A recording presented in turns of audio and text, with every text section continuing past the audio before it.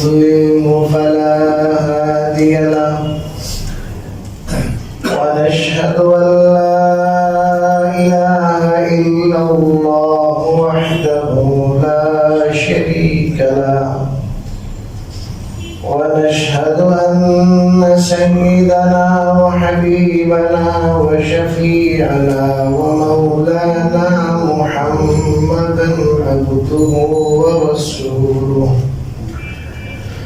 الذي أرسله الله تعالى بالحق إلى كافة الناس بشيرا ونذيرا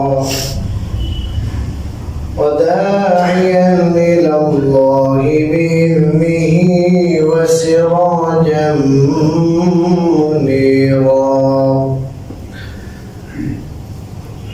اللهم صل على سيدنا ومولانا محمد وعلى آله وأصحابه وبارك وسلم.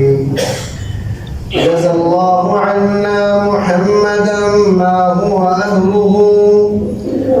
اللهم صل عليه وعلى آله وصحبه ومن تبعهم بإحسان ودعا بدعوتهم إلى يوم الدين. أما بعد فأعوذ بالله من الشيطان الرجيم. بسم الله الرحمن الرحيم. قل هذه سبيلي أدعو إلى الله على بصيرة أنا ومن اتبعني.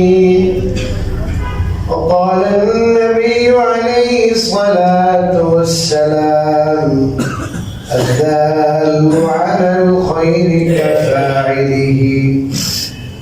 بارك الله لنا ولكم في القرآن العظيم ونفعنا وإياكم بالآيات والذكر الحكيم. أستغفر الله الذي لا إله إلا هو الحي القيوم وأتوب إليه ولا حول ولا قوة إلا بالله العلي العظيم. محترم মুসলিয়ান الكرام, মহান আল্লাহর দরবারে অশেষ শুকরিয়া জ্ঞাপন করছি যিনি আমাদেরকে তার ঘরে এই মোবারক মুহূর্তে হাজিরা দেওয়ার তৌফিক দান করেছেন। গত 2 সপ্তাহে আমি অতীব গুরুত্বপূর্ণ একটা বিষয় নিয়ে আলোচনা করে আসছি। আজও সেই ধারাবাহিকতায় ইসলামী দাওয়াতের প্রয়োজনীয়তা এবং দাওয়াত পরিহার করলে যে সমস্যা, দুনিয়া এবং আখিরাতে যে আযাব, ধারাবাহিক আলোচনার অংশ হিসাবে সেই বিষয়ে কিছুটা কোরআন এবং সুন্নাহর আলোকে আলোকপাত করার চেষ্টা করব। আমরা সবাই মন থেকে দোয়া করি যে আল্লাহ রাব্বুল আলামিন যেন কথাগুলো আমাদের সবার জন্য উপকারী বানান। একটা হলো আমরা গতানুগতিক কথা শুনতে থাকবো, আর আরেকটা হলো এই কথা শোনার পরে আমাদের দিলে রেখাপাত করবে এবং আমাদের জীবনে সেই কথাগুলোর উপরে যেন আমরা আমল করতে পারি। আমরা যদি আমলই না করি, কিন্তু কথা শুনতেই থাকি তাহলে তো লাভ হবে না।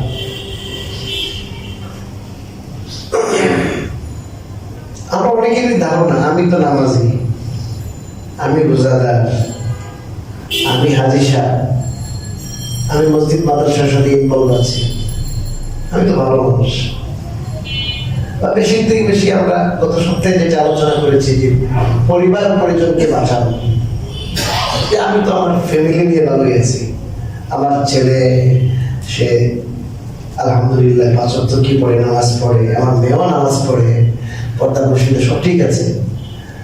এতটুকু দিনদারিতেই আমরা ক্ষান্ত হয়ে যাই। বেশিরভাগ তো এমন যে নিজেই আমরা পরিপূর্ণ দিনদার হতে পারিনি, আর যদি হতে পারিও মোটামুটি চেষ্টা করি যে আমার পরিবারটা যেন দিনদার হবে। এর চেয়ে বেশি কিন্তু আমরা অতটা চিন্তা করি না। কিন্তু আজকে আমরা আলোচনা করবো যে আমাদের দায়িত্ব কতটুকু, আমাদের দায়িত্বের পরিধি এটা কত ব্যাপক, সেটা করার আমাকে আলোচনা করার চেষ্টা করব।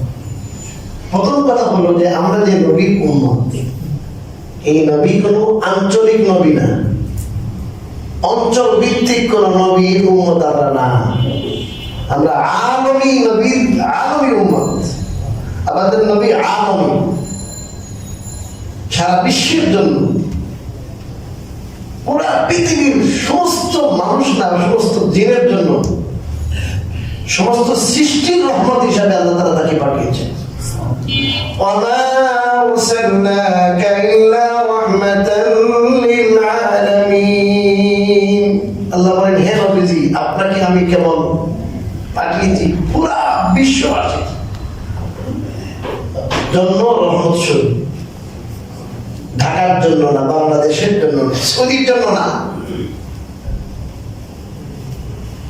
পশ্চিম থেকে পূর্ব, উত্তর থেকে দক্ষিণ, পুরা পৃথিবীর সমস্ত মানুষের কল্যাণ, সমস্ত মানুষের হেদায়েত, সমস্ত মানুষের জন্য রহমত স্বরূপ আল্লাহ তাআলা রাসূলুল্লাহ সাল্লাল্লাহু আলাইহি ওয়াসাল্লামকে পাঠিয়েছেন। বরং আলোচনা করতে গেলে দীর্ঘ হয়ে যাবে। রাসূলুল্লাহ সাল্লাল্লাহু আলাইহি ওয়াসাল্লাম তো জিনের নবী ছিলেন, জিনদেরকে দাওয়াত দিয়েছেন। আর জিনদের জন্য কতটা রাসূল দয়া প্রবশ ছিলেন। নসিবাইন একটি জায়গা আছে, নসিবাইন, এই নসিবাইনের জিনদের সাথে হযরত আব্দুল্লাহ ইবনে মাসউদ রাদিয়াল্লাহু তাআলা থেকে বর্ণিত হাদিসে আছে, ওদেরকে দাওয়াত দিলেন, তাদের সাথে দেখা হলো এক রাত্রে। ওরা বললো, ফাসআলুনি যাদ, হুজুর আপনার সাথে দেখা হয়েছে, আপনি দাওয়াত দিলেন ভালো কথা, আমাদের খাবার দাবারের একটু অ্যারেঞ্জমেন্ট করে দেন না আপনি, বুঝেননি? হুজুরে পাইয়া আনন্দিত হয়ে গেছে, আমাদের খাবার দাবারের সহজ একটা অ্যারেঞ্জমেন্ট করে দেন, আল্লাহকে একটু করেন না, আপনি তো আল্লাহ রাসূল। ফাদাউতুল্লাহ লাহুম, আল্লাহ রাসূল বলেন, আমি তাদের জন্য দোয়া করলাম। খুব সহিহ হাদিস এবং খুব আশ্চর্যান্বিত হবেন আপনারা এইসব কথা শুনে। রাসূলুল্লাহ সাল্লাল্লাহু আলাইহি ওয়াসাল্লাম আল্লাহর কাছে দোয়া করেন যে আল্লাহ ওদের জন্য একটু খাবারের কি করে রাখেন ব্যবস্থা করেন। আল্লাহ তাআলার পক্ষ থেকে জানানো হলো যে তারা যত হাড়ের পাশ দিয়া যাবে, এই হাড়গুলো অটোমেটিক সুস্থ হয়ে যাবে। বুঝলেন? যে আমরা কোরবানির গোশত খেয়েছি, হাড়গুলো কি বলেন না, ফেলে দিছি না, এই হাড়গুলোর পাশ দিয়ে যখন যাবে, ওই হাড়গুলোর উপরে আগে যেমন কি ছিল বলেন, গোশত ছিল, ওরকম পিওর কি হয়ে যাবে, গোশত হয়ে যাবে। এই জন্য হাদিস শরীফে রাসূলুল্লাহ সাল্লাল্লাহু আলাইহি ওয়াসাল্লাম বলেছেন, লা তাস্তানজু বিল রাউসি ওয়ালা বিল ইবাম ফাইন্নাহু যাদু ইখওয়ানিকুম মিনাল জিন। তোমরা গোবর দ্বারা ইস্তেঞ্জা করিও না, আর তোমরা হাড় দ্বারাও ইস্তেঞ্জা করিও না, কারণ এগুলো তোমাদের ভাইদের খাবার, জিন ভাইদের। কি ভাইদের? জিন ভাইদের খাবার। গোবর তাদের জীবজন্তু আছে, আমাদের যেমন গবাদি পশু আছে, গরু বাছুর আছে না, পানি না আমরা, ঠিক তদ্রুপভাবে ওদেরও আছে। তো ওদের জন্য খাবারের ব্যবস্থা করলেন কি, ওই গোবরগুলো, ওগুলোর মাধ্যমে ওদের খাবারের, ওদের জীবজন্তু গবাদি পশুর খাবারের ব্যবস্থা হয়। আর হাড়গুলো আল্লাহ তাআলা গোশতে পরিণত করে দেন, এগুলোর উপর গোশত চড়াইয়া দেন, আর সেগুলো তারা কি করে খায়। এটা হচ্ছে বাস্তবতা। অনেক মানুষে দেখেছে। আমাদের উস্তাদে মুহতারাম যখন সহিহ মুসলিমে, হাদিসের কিতাব সহিহ মুসলিম, হাটহাজারী মাদ্রাসায় আল্লামা জুনাইদ বাবুরগি রহমাতুল্লাহি আলাইহি, উনি যখন হাদিসের দরস দেন, তখন উনি আমাদেরকে একটা ঘটনা শুনেছেন। উনি বললেন, বান্ডারিতে, এই যে মাইজ বান্ডার আছে না, বান্ডারিতে শত শত গরু ওরা পুরুষের মধ্যে জবাই করে, বেশিরভাগই তো হারাম, ওখানে উৎসর্গ করে। এই একটা অজপাড়া গায়ের মধ্যে শত শত কি জবাই হয়। সারা বাংলাদেশের সবচেয়ে বড় উৎসব মাইজ ভান্ডারি, বেদাতি এবং বেশিরভাগ মুশরিক বেদাতি, ইমান নেই। আমি নিজে দেখেছি ওখানে যে যখন তওয়াফ করি না আমরা, ওই তওয়াফের মতো তারা গরু নিয়ে, বড় বড় গরু, আপনার সারটা নিয়ে ওই তওয়াফ করে, বুঝলেন না? বাবাকে দেখাইতেছে যে বাবা তোমার জন্য 5,000 টাকা দিয়ে আনছি, গরু আনছি, জবাই দে। এত গরু জবাই, শত শত গরু জবাই হয়, হাড়ের স্তূপ হওয়ার দরকার ছিল এখানে, ঠিক না? 3 দিন পরে উরুফের পরে তিন টনি টাক দিয়ে কি দরকার ছিল?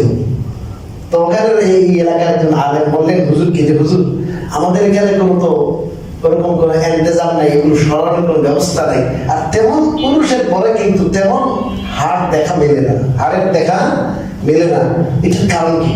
তখন আল্লামা বাবুল নগরী বলবেন আরে কারণ তো হাদিসে আছে, রাসূলুল্লাহ সাল্লাল্লাহু আলাইহি ওয়াসাল্লাম বলেছেন যে আমি দোয়া করেছি এই হাড়গুলো যেন জিনদের কি হয়ে যায়, খাবার হয়ে যায়, এগুলোর মধ্যে যেন আল্লাহ নষ্ট দিয়ে। এটা একটা কিচ্ছা বললাম, কাহিনী বললাম হাদিস থেকে। রাসূলুল্লাহ সাল্লাল্লাহু আলাইহি ওয়াসাল্লাম কতটা কি ছিলেন, রাহমাতুল লিল আলামিন, একটা দৃষ্টান্ত জিনদের জন্য কি রহমত। এখন জিন ভাইরা আপনারা কেন আমাদেরকে এই করেন, জ্বালান কেন? আমার কাছে অনেক মানুষের বিলি, অনেক মানুষের ফর্ম, অনেক মানুষ আসে যে হুজুর জিনটা কি করে জ্বালায়, বুঝলেন? জিনের জ্বালায় বাঁচতে পারি, স্বামী স্ত্রীর মধ্যে ঝগড়া, বুঝলেন না? এই জিনটা করে দেয়, এই জাদু করে দেয়, এগুলো দেখা তো যায় না। আমার বয়ান আপনারা শুনতেছেন, অনেক চিন্তা থাকবে। আপনাদের প্রতি অনুরোধ, দেখেন আমরা আগামী নবী, আগামী উম্মত, আপনাদের জন্য আমাদের রাসূল সাল্লাল্লাহু আলাইহি ওয়াসাল্লাম দোয়া করে দিলেন, খাবারের কি করে দিলেন, ব্যবস্থা করে দিলেন। আমরা আপনাদের জন্য এগুলো ছেড়ে দিই, আপনারা আমাদের সাথে কেন এইগুলো করেন? সবাই কিন্তু এরকম না, অনেক ভালো আছে, কি আছে, ভালো আছে। ইদানিং কিন্তু জিনদের উৎপাত বেড়ে গেছে, উৎপাত বেড়ে গেছে। যাক, আমি সেদিকে যাচ্ছি না। তো রাসূলুল্লাহ সাল্লাল্লাহু আলাইহি ওয়াসাল্লাম ছিলেন আলামী নবী, আমরা হলাম আলামী নবীর আলামী উম্মত। এই জন্য এই যে খাতমে নবুয়ত কাদিয়ানীরা এই যে বলে যে আমাদের গোলাম মোহাম্মদ কাদিয়ানীর নবী, আপনাদের এত বেশি দলিল লাগবে না, দলিল লাগবে না। কোরআনের কমপক্ষে 100টা আয়াত দ্বারা প্রমাণ হয় রাসূলুল্লাহ সাল্লাল্লাহু আলাইহি ওয়াসাল্লাম কি নবী, শেষ নবী, কমপক্ষে 100টা আয়াত। আপনাদের কোনো দলিল লাগবে না যে ভাই নবী আসবেন, তো নবীর কি থাকলে প্রয়োজনীয়তা। রাসূলুল্লাহ সাল্লাল্লাহু আলাইহি ওয়াসাল্লাম কোনো বিশেষ ভূমি ভিত্তিক, বিশেষ অঞ্চল ভিত্তিক, বিশেষ দেশ ভিত্তিক কিনা নবী না, উনি তো আলমী নবী, পুরো আলমের জন্য আল্লাহ তাআলা রহমত হিসেবে পাঠিয়েছেন, কিয়ামত পর্যন্ত জন্য নবী। অতএব ওনার পরে নবীর তো কোনো প্রয়োজন নাই। আগের সমস্ত উম্মত ছিলেন অঞ্চল ভিত্তিক, গ্রাম ভিত্তিক, গ্রাম ভিত্তিক নবী। এমনও নবী উঠবেন কিয়ামতের দিন যে নবীর উম্মত 1জন বা 2জন, এমনও আছে নবীর কোনো উম্মতই নেই। كانت بنو إسرائيل تسوسهم الأنبياء كلما هلك نبي خلفه نبي وإنه لا نبي بعدي وسيكون خلفاء فيكثرون رواه البخاري। বনি ইসরাইলের মধ্যে আল্লাহ রাব্বুল আলামিন একের পর এক নবী দিয়েছেন, তারা রাজত্ব করতেন, তারা দুনিয়ার খেলাফতের কাজ আঞ্জাম দিতেন। একজন নবী দুনিয়া থেকে চলে যাওয়ার পরে আরেকজন নবী তার স্থলাভিষিক্ত হতেন। রাসূলুল্লাহ সাল্লাল্লাহু আলাইহি ওয়াসাল্লাম বলেন, ওয়া ইন্নাহু লা নবিয়্যা বাদি, আমার পরে কোনো নবী নাই। ইন্নাহু বলেছেন নিশ্চিত নাই, সন্দেহাতীতভাবে এই কথা প্রমাণিত। ওয়া সায়াকুনু খুলাফা, আমার পরে নবী নেই ঠিক আছে, কিন্তু আমার পরে আমার প্রতিনিধি আছে। কি আছে? প্রতিনিধি, এর অনেক বেশি হবে। তো রাসূলুল্লাহ সাল্লাল্লাহু আলাইহি ওয়াসাল্লাম দুনিয়া থেকে চলে গেছেন, তিনি আলামী নবী, তিনি শেষ নবী। তার নবুয়তের কাজ বাকি আছে, কি নবুয়ত শেষ হয়েছে, নতুন কোন নবী আসার সম্ভাবনা নাই। ঈসা আলাইহিস সালাম আসবেন, ওনার মওত বাকি আছে, উনি জীবিত আছেন। উনি আসবেন নবী হিসাবে না, মনে রাখবেন, উনি আসবেন উম্মত হিসাবে। উম্মত, আমরা এমন নবীর উম্মত, এটা আমাদের গর্বের বিষয় যে নবী একজন উম্মত হবে হযরত ঈসা আলাইহিস সালাম নবী। যিনি কি ছিলেন? নবী ছিলেন, আর এত জলিলুল কদর নবী ছিলেন যে আল্লাহ রাব্বুল আলামিন তাকে যে মুজিজা দিয়েছিলেন, আপনার মাটির টুকরা দিয়ে আপনার পাখি বানাইছে, পাখি এটার মধ্যে ফু দিছে, আল্লাহর হুকুমে এটা পাখি হয়ে উড়ান দিছে। এই পরিমাণ আল্লাহ তাআলা আপনাকে কি দিয়েছিলেন? শক্ত মর্যাদা দিয়েছিলেন। ওমরিউল আকমাহ ওয়াল আবরাসা, বুঝলেন নাই? সাদা রোগে বলাই দিলে কি হয়ে গেছে? সে ভালো হয়ে গেছে, অন্ধ ভালো হয়ে গেছে। আল্লাহ তাআলা ওনার হাতে এই ধরনের ক্ষমতা দিয়েছিলেন। আল্লাহ দিয়েছেন, আল্লাহ দিয়েছেন, আল্লাহর হুকুমে হইতো, বিইজনিল্লাহ, আল্লাহর হুকুমে। ওনার কিছু না, ক্যাপাসিটি বোঝান না, মুজিজা এসে। এই নবী, ওনার নবুয়ত শেষ হয়ে গেছে অনেক আগে। আমাদের নবীর আগমন হয়েছে, উনি নবুয়ত লাভ করছেন, ওনার কি শেষ? ডেট শেষ, এক্সপায়ার হয়ে গেছে। এখন আসবেন উনি কি উম্মত হয়ে আসবে। যেহেতু আমরা আলমী নবীর আলমী উম্মত, এই জন্য আমাদের দায়িত্ব হলো এরকম আলমী দায়িত্ব, বিশ্বব্যাপী। আমাদের কর্তব্য হলো কি ব্যাপী? বিশ্বব্যাপী। আমাদের মতো যদি ছোট মানা হইতেন, সাহাবায়ে কেরামের মধ্যে যদি সেই দায়িত্বের অনুভূতি না থাকতো, আমরা আজকে নিশ্চিতভাবে কাফের হতাম, নিশ্চিত। আপনি বাংলাদেশের ইতিহাস দেখেন, বাংলাদেশের চট্টগ্রামে সাহাবায়ে কেরাম আসছেন, চট্টগ্রামে সাহাবায়ে কেরাম আসছেন, চীনে সাহাবায়ে কেরাম আসছেন, কিপ্রিসে সাহাবায়ে কেরাম আসছেন, মরক্কো, মারাকেশে সাহাবায়ে কেরাম আসছেন, এরকম ইথিওপিয়া সাহাবায়ে কেরাম আসছেন। আল্লাহু আকবার। ইথিওপিয়া জায়গা দেখেন, এক ভাই গেছে, আমার বন্ধু মানুষ, হুজুর বিমানে গেছে, বিমানে জায়গা 13-14 ঘন্টা, একবারে জায়গা একবার লাশের মতো হয়ে গেছে। আমি চিন্তা করলাম, আরে বিমানে আসার পর এই ক্লান্তি আর গ্লানি, আর সাহাবায়ে কেরাম যেখানে কোনো গাড়িও ছিল না, সেই অবস্থায় তারা কত কঠিন আপনার পরিস্থিতিতে তারা পায়ে হেঁটে, ঘোড়া, গাধা, উট, ওগুলোতে চড়ে তারা কি হিজরত করেছেন সাহাবায়ে। সেই সাহাবায়ে কেরামের দাওয়াতের ফলে তাদের ভিতরে সেই জজবা ছিল। তারা এটা মনে করতেন যে আল্লাহ তাআলা আমাদেরকে পুরা মানব জাতির জন্য পাঠিয়েছেন। রবি বিন আমির বলেছেন তো, বাদশার সামনে উপস্থিত করা হলো যে আমাদের উদ্দেশ্য কি, এত দূরে আইছেন কেন আইছেন? বলছেন আল্লাহ তাআলা ইমতাআসানাল্লাহ, হে বাদশা, আল্লাহ আমাদের পাঠিয়েছেন লিনুখরিজাল ইবাদ মিন ইবাদাতিল ইবাদ ইলা ইবাদাতি রাব্বিল ইবাদ, যাতে করে বর্তমানে পুরো পৃথিবীতে দেখছি মানুষ দাসত্ব করছে, সরকারের দাসত্ব করছে মানুষের গোলামি থেকে, মানুষের দাসত্ব থেকে মানুষকে বের করে মানুষের রবের দাসত্বের দিকে মানুষকে নিয়ে যাওয়ার জন্য আল্লাহ আমাদের পাঠিয়েছে। গোলামি মানে মানুষের গোলামি, বাদশাহের গোলামি, আগুনের পূজা, মানুষের পূজা, গাছের পূজা, সমস্ত পূজার থেকে মানুষকে বের করে যে মানুষের সৃষ্টিকর্তা আল্লাহ, সেই আল্লাহর পূজা, আল্লাহর ইবাদতের জন্য মানুষকে বের করে নিয়ে আসতে পারে। লিনুখরিজাল ইবাদ মিন ইবাদাতিল ইবাদ, বান্দাদের গোলামি থেকে বের করে ইলা ইবাদাতি রাব্বিল ইবাদ, বান্দাদের রবের ইবাদতের দিকে যেন বের করে নিয়ে আসতে পারে।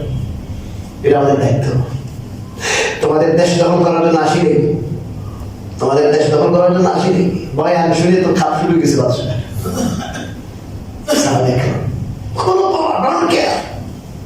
কোনো বলা করে নাই। যখন ডাক এসেছে, এখন যেতে হবে তোমাকে ওই দেশে, ঠিক আছে? আশ্চর্য হয়ে যাবে। মুআয ইবনে জাবাল রাদিয়াল্লাহু তাআলা আনহুকে পাঠিয়েছেন এমনে পাঠিয়েছেন। বলতেছেন মুআয যখন শেষে একবারে একটা ওসিয়ত ওয়াজ করে দিতেছেন, লাআল্লাকা তামুরু বিমাদিনাতি হাযিহি, খেয়াল করে শুনেন। ভাই মুআয, সম্ভবত এমন হবে যে তুমি আমার এই মদিনায় আবার ফিরে আসবে, এটা দিয়ে অতিক্রম করবে, আমারে পাইবে না। এটা যখন বলছে লাআল্লাকা তামুরু বিমাদিনাতি হাযিহি, তখন আমি থাকবো না। ফাবাকা মুআয জাশাআ, মুআয রাদিয়াল্লাহু তাআলা আরেক দেশে যাচ্ছেন, এমন কান্না করলেন, এটা কি মানে বেচাই হয়ে গেছে, অস্থির হয়ে গেছে, জোরে কান্না শুরু করছে। বাচ্চারা যখন পিটাই করলে জোরে কান্না করে না, অজোরে কান্না শুরু করছে, নিজেকে কোনোভাবে কন্ট্রোল করতে পারতেছে না। এ আল্লাহ, আমি যাচ্ছি, এটাই রাসূলের শেষ দেখা। আরে যদি বলে বাবা যাওয়ার সময়, বাবা তুমি যাইতেছো, আমার কিন্তু আর পাইবা না, আপনি কি মনে করেন? কোন মায়ের যদি বলে তুমি যাইতেছো বাবা আমার আজকে আর দেশে আসবে, কিন্তু আমার পাইবা না, এই বিদেশে যেতে পারবো, কথা কম না কেন? এই মা বাবার মহব্বত থেকে লাখো গুণ বেশি মহব্বত ছিল সাহাবায়ে কেরামের রাসূলকে দিয়ে। এটা কোনো আমার মুখের দাবি না, এটা শুধু পুরুষদের না, মহিলাদের। সময় তো নাই, তারপর বলতেছে উহুদ যুদ্ধের সময় জানেন আপনার রাসূল ইসলামের দান শহীদ হয়েছে না? শয়তান ঘোষণা করছে কি জানেননি? রাসূল ইন্তেকাল করছে। এক মহিলা, আনসারী মহিলা এই সংবাদ শুনেছে যে রাসূল কি হয়েছে, মারা গেছেন, ওনাকে দুশমনরা শহীদ করেছে। এখন তার কাছে উনি বেহুশের মতো হয়ে গেছে। এখন রাসূলুল্লাহ সাল্লাল্লাহু আলাইহি ওয়াসাল্লাম অবস্থা কি জানবেন, তিনি দৌড়ে দিতেছেন, তুমি কই যাও, তোমার তো বাপ মারা গেছে। বাপ মারা যাওয়ার সমস্যা নেই, আমার রাসূলের অবস্থা দেবো। একটু পরে পরে তোমার ভাই মারা গেছে, পরে বাবা রে বাবা, একটু পরে পরে তোমার স্বামী মারা গেছে, বদকাজ নাই। একটার পরে একটা এতগুলো মৃত্যুর সংবাদ শুনে উনি কিন্তু ভেঙে যায়নি। উনি শুধু বলে আরে এগুলো পাওয়া যাবে, তুমি বলো আমি শুনেছি আমার রাসূল সাল্লাল্লাহু আলাইহি ওয়াসাল্লাম নাকি ইন্তেকাল করেছেন, উনি নাকি শহীদ হয়েছেন, এটার খবরের সত্যতা তুমি একটু বলো। কয় উনি তো আছেন। কয় না, আমাকে দেখতে হবে। এই দৌড়ে দেখতেছে, দেখার পর রাসূলকে যখন দেখছেন উনি একটু ভালো আছেন, একটু জখম হয়ে গেছেন, একটু ক্লান্ত ক্লান্ত কিন্তু জীবিত আছেন, তখন বলতেছেন ফাকুল্লু মুসিবাতিন বাদাহা নাজালুন ইয়া রাসূলুল্লাহ। ও নবীজি, আপনাকে যখন আমি সচক্ষে দেখেছি আপনি জীবিত আছেন, অতএব আমার যত মুসিবত, আমি স্বামী হারা, আমি বাবা হারা, আমি ছেলে হারা, আমি ভাই হারা, এগুলো সব হালকা তুচ্ছ। কি বুঝলেন? এজন সাধারণ মহিলা, এদের মধ্যে রাসূলের এই পর্যন্ত কি ছিল? ভালোবাসা ছিল। যখন বললেন মুআয রাদিয়াল্লাহু তাআলা, এখন বলেন মুআয রাদিয়াল্লাহু তাআলা উনি তো 5-7 জন বড় আলেম সাহাবাদের অন্যতম। 7 জন বড় আলেম সাহাবা ছিলেন, 7 জন বা 6 জন ধরেন, এর মধ্যে অন্যতম মুআয ইবনে জাবাল, আ'লামুহুম বিল হালাল ওয়াল হারাম। রাসূলুল্লাহ সাল্লাল্লাহু আলাইহি ওয়াসাল্লাম বলেছেন আমার সাহাবাদের মধ্যে হালাল হারামের বিষয়ে সবচেয়ে বেশি জানেন মুআয ইবনে জাবাল। ওনাকে পাঠাচ্ছেন এমন, তুমি এমনে যাও, দিন শিখাও, জায়গায় দাওয়াত দিবে, এলাকা ফাতে হবে, এরপর এদেরকে দিন শিখাইতে হবে না, যাও তুমি চলে যাও। যখন এই কথা বলছেন তুমি আবার আসবে, আমার হয়তো পাইবা না, এমন কান্না শুরু করছেন। এখন বুঝেন রাসূলুল্লাহ সাল্লাল্লাহু আলাইহি ওয়াসাল্লামের বিয়োগ বেদনা কি পরিমাণ তীব্র হতে পারে। কিন্তু তখন রাসূলুল্লাহ সাল্লাল্লাহু আলাইহি ওয়াসাল্লাম প্রবোধ দিলেন, সান্ত্বনা দিলেন, মুআয কান্না করার দরকার নেই। ইন্না আওলান নাসি বি ইয়াউমাল কিয়ামাতি ইন্না আওলান নাসি বিল মুত্তাকুন মান কানু হাইসু মা কানু। মুআয ইবনে জাবাল, দুনিয়ার জীবন 2 দিনের, দুনিয়ার জীবন ক্ষণস্থায়ী। আজ আমি আছি, কাল তুমি নাই, পরশু আমি নাই। একদিন না একদিন তোমার আমার চলে যেতে হবে। দুনিয়া থাকার জায়গা, তুমি যদি আমার কাছে থাকতে চাও তোমাকে আমি ফর্মুলা দিচ্ছি। ফর্মুলা কি? ফর্মুলা ইন্না আওলান নাসি বিল মুত্তাকুন, যারা আল্লাহ বিরু, শরীয়তের হুকুম মেনে চলে, আদেশ নিষেধ মেনে চলে, যারা যত বেশি মুত্তাকি পরহেজগার, এরা আখিরাতে আমার কাছে বেশি থাকবে। যে যত বড় মুত্তাকি হবে, শরীয়তের হুকুম আহকাম বেশি মানবে, সে তত কি হবে? আমার নিকটে থাকবে। এখন দুনিয়ার পরের জীবন, আখিরাতের জীবন, পরকালীন জীবনে যদি তুমি আমার কাছে থাকতে পারো, এটাই তো আসল জীবন, চিরস্থায়ী তুমি কাছে থাকবা। চিন্তা করো কেন? মান কান, সে যেই হোক না কেন, সে ছেলে হোক, মেয়ে হোক, ভালো বংশের হোক, খারাপ বংশের হোক, সে বড় লোক হোক, ছোট লোক হোক, রসুলের মান কেন যেই হোক না কেন সে। আহা, দেখেন ভাই, দুনিয়াতে কিন্তু বাড়িওয়ালা হইতে টাকা লাগবে। টাকা লাগবে কি ভাই? লন্ডন আমেরিকা যেতে কি লাগবে? টাকা লাগবে। ব্যবসা করতে কি লাগবে? টাকা লাগবে। আর জান্নাতে রাসূল সাল্লাল্লাহু আলাইহি ওয়াসাল্লামের কাছে আপনি যেতে চান, টাকা লাগবে না। কথা বলেন, টাকা লাগবে না? টাকা লাগবে। মান কারণ যেই হোক না কেন, তোমার শর্ত একটাই, তুমি মুত্তাকি হও, আল্লাহ ওয়ালা হও, খোদাবীর হও, শরীয়তের হুকুম মেনে চলো, শরীয়ত যেগুলো কি বর্জন করতে বলেছে এগুলো বর্জন করো, এইটাই তাকওয়া। ওয়াহাইসুমা কানু, যেখানে থাকুক না কেন, আমেরিকা থাকো, লন্ডনে থাকো, ফ্রান্সে থাকো, জার্মানিতে থাকো, ইটালিতে থাকো, বিশ্বের যে কোনো জায়গায় থাকো না কেন, অসুবিধা নাই। আমার সাথে কানেক্ট, আমার সাথে সম্পর্ক হয়ে যাবে, আমার কাছে আসতে পারবা যদি তোমার মধ্যে সেই জিনিসটা থাকে। চুম্বকটা হলো তাকওয়া। উনি খুশি হয়ে গেছে, হয় ঠিক আছে হুজুর, তাহলে যেতেছি গা। এক মিনিটের জন্য বিরত থাকে নাই। দ্বীনের দাওয়াত, দ্বীনের তালিমের খেদমতে রাসূল পাঠাচ্ছেন, আমি যাব রাসূলের দিদারের জন্য অপেক্ষা করব। এক সাহাবীকে রাসূল বললেন, হে মিয়া তুমি যাও আল্লাহর দ্বীনের কাজে, দ্বীন বুলন্দের কাজে যাও, জামাতে। ওই সাহাবী চালাক ছিলেন, খুব চতুর ছিলেন, আল্লাহ রাসূলের মহব্বত বেশি ছিল। চিন্তা করছেন জিহাদে যাব, যুদ্ধের মধ্যে প্রথম কাজ দাওয়াত। দাওয়াত যদি না মানে তারপরে কি বলেন না, যুদ্ধ প্রথম কাজ কি? যুদ্ধের প্রথম কাজ কি বলেন? দাওয়াত। দাওয়াত দাওয়াত একবার দুইবার তিনবার দাওয়াত দেওয়ার পরে যখন দাওয়াত কবুল করবে না, এলাও করবে না, তখন কি? যুদ্ধ, জিহাদ। এটা তিরমিজি শরীফে আছে। খুব ভালো করে বুঝাই বলবে, ভাই তোমরা আমাদের ভাই, তোমাদের সাথে আমাদের কোনো ক্যাঞ্চা নেই, কোনো ধ্যান দরবার নাই। ইসলামে আসো, আমাদেরকে আল্লাহ যেমন উন্নত করেছেন, আমাদেরকে আল্লাহ যেমন ইজ্জতি করেছেন, আমরা আজমি, কেউ কালো কেউ গোলাম ছিলাম, তোমাদের এরকম ইজ্জত হবে, আসো। এটা প্রথম কথা। না মানলে পরে কি? জিহাদ। আমার এই সাহাবী চিন্তা করলেন যে আব্দুল্লাহ ইবনে রাওয়াহা, সাহাবীর নাম আব্দুল্লাহ ইবনে কি? রাওয়াহা। তো জিহাদে যাইতেছি, আবার আশা না আশা অনিশ্চিত, ঠিক না? জিহাদে তো সাহাবায়ে যাইতেছে, যাইতে এই জন্য যে আল্লাহ বাইপাসে জান্নাতে যাবো। কি কি বলেন না, বাইপাসে জান্নাতে যাওয়ার পর জিহাদ। আজকালকে জিহাদের নাম শুনতে অনেকে ভয় পায়, ভাই না বলেন না কেন? আরে জিহাদ আছে, জিহাদ ছিল, জিহাদ থাকবে। কথা বলেন, জিহাদ ছিল, আছে এবং কি থাকবে। এই বইগুলোতে হালকা হালকা জিহাদ ছিল, সরকারি বইগুলোতে আমি দেখেছি, দেখে বলতেছি জিহাদের পাঠটা খুব ছোট, হালকা দুই একটা শব্দ। আল্লাহ জানে যদি জিহাদের নাম শুনে যদি টেররিস্ট হয়ে যায়, জিহাদ আর সন্ত্রাসকে গোলাই মালায় না। কোন দিকে যাবেন? একটা হলো কি বলেন জিহাদ, আর এটা কি? সন্ত্রাস। যারা সন্ত্রাসী এদেরকে বলেন টেররিস্ট, এদেরকে কোরআনের ভাষায় বলে মুফসিদুন ফিল আরদ। আর যারা জিহাদ করে এদেরকে বলা হয় কোরআনের ভাষায় মুজাহিদুন।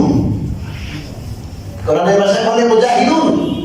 আর যারা টেররিস্ট এদেরকে কোরআনের ভাষায় মুফসিদুন ফিল আরদ। এদেরকে ইংরেজিতে বলে কি? টেররিস্ট।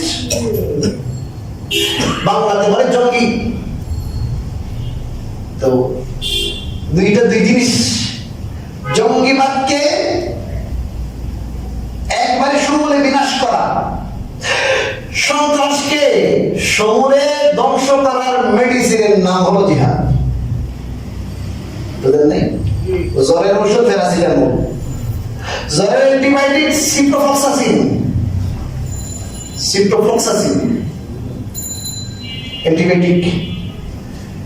এখন জ্বর আর অ্যান্টিবায়োটিক মেলে গেছে, কয় সিপ্রোফ্লক্সাসিনের নাম জ্বর, এটা কি পাগল না? সিপ্রোসিন ওষুধ, তার গ্রুপের নাম সিপ্রোফ্লক্সাসিন। বুঝলেন? এটা গ্রুপ, আর এটা স্কয়ার ঔষধ। আপনাকে গ্রুপ বললাম, আমেরিকা বলে সিপ্রোসিন চিন্ত না, সিপ্রোফ্লক্সাসিন বলতে হবে আপনার। এখন জিহাদের মাধ্যমে সন্ত্রাস দূর করে, এই মক্কার কাফেরদের যে সন্ত্রাস দীর্ঘদিন যাবৎ 13 বছর পর্যন্ত চালাইছে না, এই সন্ত্রাসকে দূর করেছে মদিনায় 10 বছরের জিহাদের মাধ্যমে।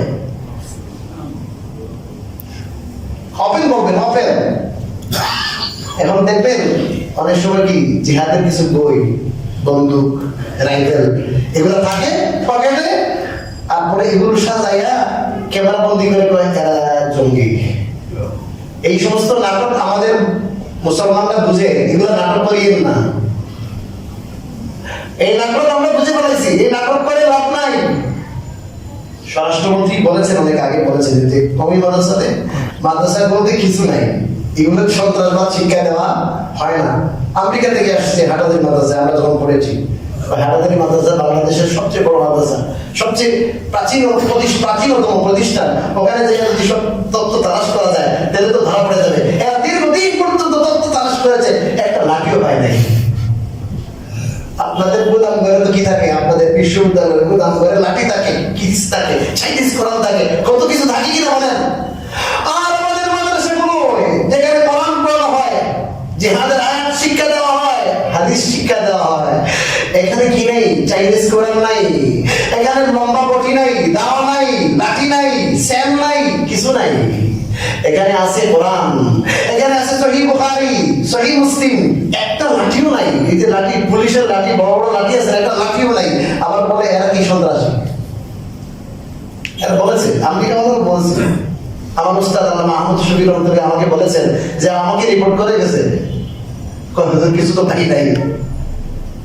এবং আরেকটা কথা বলেছে, আরেকটা কথা আমেরিকা বলেছে, এটা বলে দিই আপনাদেরকে, যেহেতু কথা থেকে কথা আসছে। হুজুর, তদন্ত করতে আসলাম, শুনছি আপনারা নাকি হেফাজতের সময় নাকি কোরআন পড়েছেন। একটা শুনছিলেন না কথা? এরা কোরআন পড়ায়, এরা দিনের হেফাজত কেমনি করবে, শুনছেন না? এই কথা অন্তত আর কেউ বিশ্বাস করুক আর না করুক, আমি খ্রিস্টান, কিন্তু আমার অন্তত বিশ্বাস হয় নাই যে এই কাজ হুজুর না করবো। আমার বিশ্বাস হয় নাই। না নিজেরা কইলে অন্যের গায়ে কি চাপায়, দায় চাপায়। একবারে হুজুর 200-250 পাঞ্জাবি বিক্রি করছে হুজুর এই দিনগুলো। বুঝলেন? 200-250 কি বিক্রি করছে? একদিনে এক দোকান থেকে পাঞ্জাবি বিক্রি করছি। হুজুর সাজার জন্য কিছু মানুষ হুজুর সাজছে, বুঝলেন না? এই সাধারণ নাটক মানুষই বুঝে যা। রাসূলুল্লাহ সাল্লাল্লাহু আলাইহি ওয়াসাল্লাম জিহাদে পাঠাচ্ছেন আব্দুল্লাহ বিন রাওয়াহাকে আমির বানাইয়া। আব্দুল্লাহ বিন রাওয়াহা সকালে পাঠিয়েছেন, সকালে যাও, জামাতে যাও, দাওয়াত দিবা, দাওয়াতের পরে জিহাদ করবা। এখন জুমার সময় দেখে আব্দুল্লাহ বিন রাওয়াহা মসজিদে, কি রে তোমার নাম বললাম জিহাদে যেতে, জামাতে বানাই দিলাম, তুমি কবে? আমার জামাত চলে গেছে, জামাত বিদায় হয়েছে, আমার কাছে খুব দ্রুতগামী ঘোড়া আছে। এরা না এক জায়গায় মঞ্জিল করবে না, অনেক লম্বা সফর তো কয়েকদিনের, ওইখানে গিয়ে বিকালে আমি কি হয়ে যাবো, শরীর হয়ে যাবো, অ্যাটেন্ড করবো ওখানে, যে সমস্যা নেই।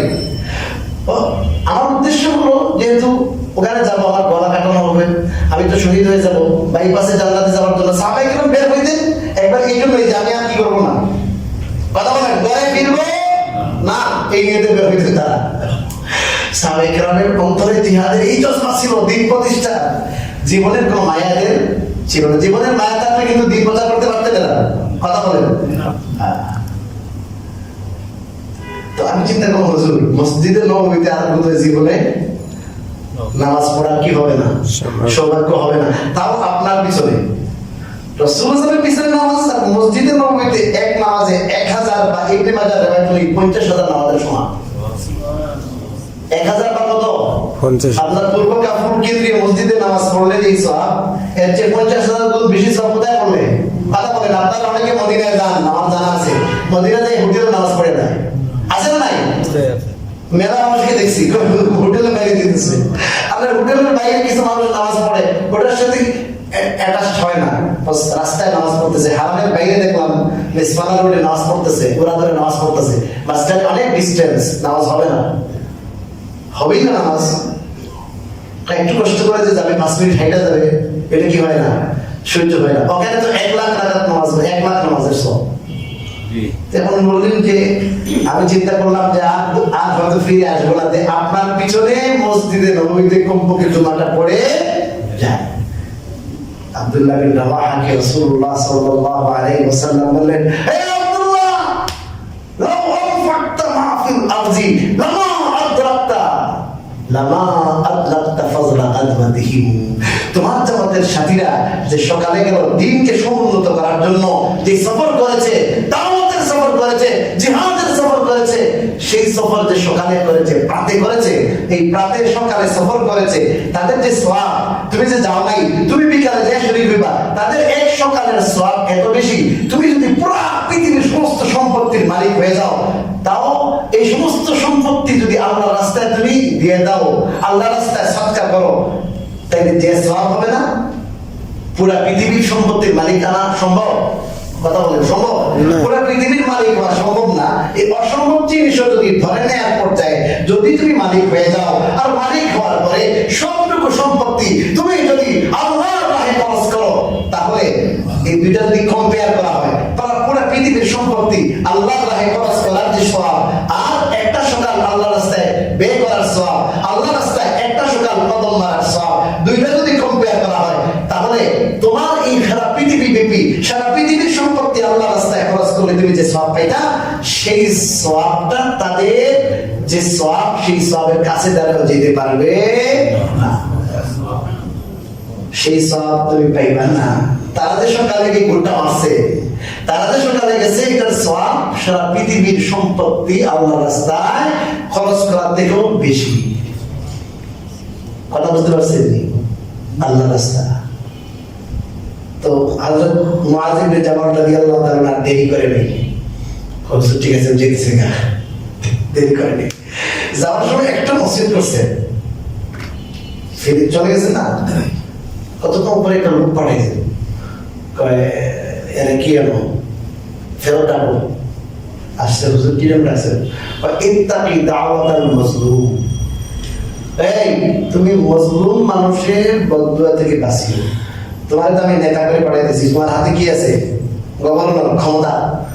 ক্ষমতার যদি অপব্যবহার করো, যেহেতু ক্ষমতা আছে, তাহলে মানুষ কিভাবে কষ্ট পাবে? মানুষে কিন্তু বলতে পারবে না, কিন্তু মানুষের মন থেকে তোমার কি দিবে? বদদুয়া দিবে, অভিশাপ দিবে। এই অভিশাপ থেকে তুমি নিজেকে বাঁচাই, কারণ এই যে অভিশাপ, এটার মাঝে আল্লাহর মাঝে কোনো পর্দা। এই আজকাল কিছু ক্ষমতা পাইয়া যা করতেছেন না, অনেকে কিন্তু অনেক হেডন দেখায়, দাপট দেখায়। এই বদদুয়া যদি কি লেগে যায়, মজলুমের বদদুয়া আল্লাহর কাছে কিন্তু ডাইরেক্ট যায়, ডাইরেক্ট। তো যাক বলেছিলাম যে আল্লাহ রাসূলের সাহাবায়ে কেরাম যেভাবে সফর করেছেন, দেশ দেশান্তরে ঘুরেছেন, সাহাবায়ে কেরামের পরে তাবিঈন, তাবে তাবিঈন, আইম্মে মুজতাহিদিন, এই পর্যন্ত ইসলামের দাওয়াত দিয়েছেন যারা, এদের অন্তরে এই কথা ছিল যে আল্লাহ আমাদেরকে পুরা বিশ্ব মানবতার জন্য, পুরা বিশ্বের মানুষের জন্য আল্লাহ আমাদের পাঠিয়েছেন। এদের অন্তরে এই জজবা যদি না থাকতো, আমরা কি হতে পারতাম? মুসলমান হইতে পারতাম? শাহজালাল এসেছেন কোথা থেকে? ইয়ামান থেকে। এই দাওয়াতের কারণে উনি জীবনে বিয়েটাও করতে পারেননি। 360 আউলিয়া নিয়ে এসেছেন কি করার জন্য? বিয়ে করার জন্য আসছে, ঘর বাড়ি বানাবার জন্য। প্রজেক্ট, যে এখানে সিলেটে একটা প্রজেক্ট হবে, এখানে খুব নামি দামি দ্বিতীয় লন্ডন, আরে দ্বিতীয় এগুলো সব হিন্দুদের রাজ্য ছিল। কি ছিল? হিন্দুদের রাজ্য, গভর্নমেন্টের রাজ্য। কুরবানি করেছে, কুরবানি করেছে, গোশত একটা ধরা পড়েছে, এখন তো একটা বাচ্চাকে হত্যা করে করেছে। কেন কি করা হলো? গরু জবাই করা হয়েছে, গরু জবাই করা হয়েছে। এই খবর পাঠাইছে যে আমাদের এই অবস্থা, আমাদের এই অবস্থা, দুরবস্থা। বোরহানুদ্দিন জানেন তো আপনার ইতিহাস, সফর করে করে করে করে করে 360 আউলিয়া নিয়ে আসছেন, জায়নামাজ দিয়ে সুরমা নদী পার হয়েছেন, জায়নামাজ দিয়ে। আর আপনাদের ধরে দিয়েছেন, গৌর গোবিন্দ সব শেষ, বাড়িতে চোর মারা গেছে, পালাই গেছে, পালাই গেছে, পালাই গেছে। শাহ মখদুম এসেছেন কিনা? শাহ মখদুম, শাহ কারা রাজশাহীতে এসেছেন। অনেক দেশের মধ্যে অনেক দায়ী, বিভিন্ন অঞ্চলে দায়ী। মঈনুদ্দিন চিশতি রহমতুল্লাহ আলাইহি, মঈনুদ্দিন চিশতি আজমিরি রহমতুল্লাহ আলাইহি দায়ী ছিলেন, দাওয়াত দিয়েছেন মানুষকে। লাখে লাখে হিন্দু, এক এক দাওয়াত, এক এক দাওয়াতে লাখ লাখ হিন্দু কি হয়েছে বলেন? মুসলমান হয়েছে। তো ওনাদের অন্তরে আল্লাহ রাব্বুল আলামিন এই কথা ঢেলে দিয়েছিলেন, এবং তারা যেভাবে কোরআন এবং সুন্নাহ মুতালা করেছেন, সেখান থেকে তারা এই কথা পেয়েছে যে আমাদেরকে আল্লাহ রাব্বুল আলামিন পুরো পৃথিবীর মানুষের হেদায়েতের জরিয়া হিসেবে আল্লাহ পাঠিয়েছেন। এই কথা আল্লাহ বলেন, কুনতুম খায়রা উম্মাতিন উখরিজাত লিন-নাস। আল্লাহ বলেন তোমরাই শ্রেষ্ঠ উম্মত। যত উম্মত পৃথিবীতে আছে, যত নবীর উম্মত, এর মধ্যে সর্বশ্রেষ্ঠ তোমরা। শ্রেষ্ঠত্বের বাক্যটি কি? শ্রেষ্ঠত্বের কারণ কি? উখরিজাত লিন-নাস, তোমাদেরকে বের করা হয়েছে বিশ্ব মানুষের জন্য, বিশ্ব মানবতার মুক্তির জন্য। লিন-নাস, পুরা বিশ্বের সমস্ত মানুষের জন্য বের করা হয়েছে। প্রত্যেকে একজন আরেকজনের জিম্মাদার, আপনি আমার, আমি আপনার, এরকম আর কি। এরকম বাংলাদেশের মুসলমানের জন্য না, বাংলাদেশের কাফেরদের জন্য না, বাংলাদেশের যে কোনো জাতির জন্য না, পুরা পৃথিবীর সমস্ত মানুষের জন্য আল্লাহ আমাদেরকে দুনিয়াতে পাঠিয়েছেন। এই জন্যই আমরা খায়ের উম্মত, এই জন্য আমরা খায়ের উম্মত। হযরত ওমর রাদিয়াল্লাহু তাআলা বলেছেন যে চায় খায়রুল উম্মত, আল্লাহ যে একটা কি দিয়েছেন, উপাধি দিয়েছেন সর্বশ্রেষ্ঠ উম্মত, যে সর্বশ্রেষ্ঠ উম্মত হইতে চায়, তাহলে সর্বশ্রেষ্ঠ উম্মত হওয়ার জন্য আল্লাহ যে শর্ত দিয়েছেন না কোরআনে, তা'মুরুনা বিল মা'রুফ ওয়া তানহাউনা 'আনিল মুনকার, দাওয়াতের যে জিম্মাদারি দিয়েছেন, সৎ কাজের আদেশ, অসৎ কাজের নিষেধ, এই জিম্মাদারি পালন করতে হবে। এই শর্ত যদি পাওয়া যায় তাহলে শ্রেষ্ঠ উম্মত, শর্ত নাই তাহলে কি হতে পারবে না, শ্রেষ্ঠ উম্মতের দাবিদার হইতে পারবে না, কিন্তু প্রকৃত অর্থে শ্রেষ্ঠ উম্মত হতে পারবে না। ইনশাআল্লাহ এর পরবর্তীতে আমরা আলোচনা করবো আমাদের দায়িত্ব সম্পর্কে, আরেকটু আলোচনা করবো কিভাবে আমরা অন্যকে কি দিব, দাওয়াত দিব, দাওয়াত কতটুকু দিব, দাওয়াত কোন পর্যন্ত দিব, দাওয়াত কোন অঞ্চল পর্যন্ত দিব, এবং দাওয়াত দিলে কি লাভ, দাওয়াত না দিলে কি ক্ষতি। ইনশাআল্লাহ আমরা পর্যায়ক্রমে আরো আলোচনা করবো। আল্লাহ রাব্বুল আলামিন আমাদেরকে এই আলমী নবীর আলমী উম্মত হিসেবে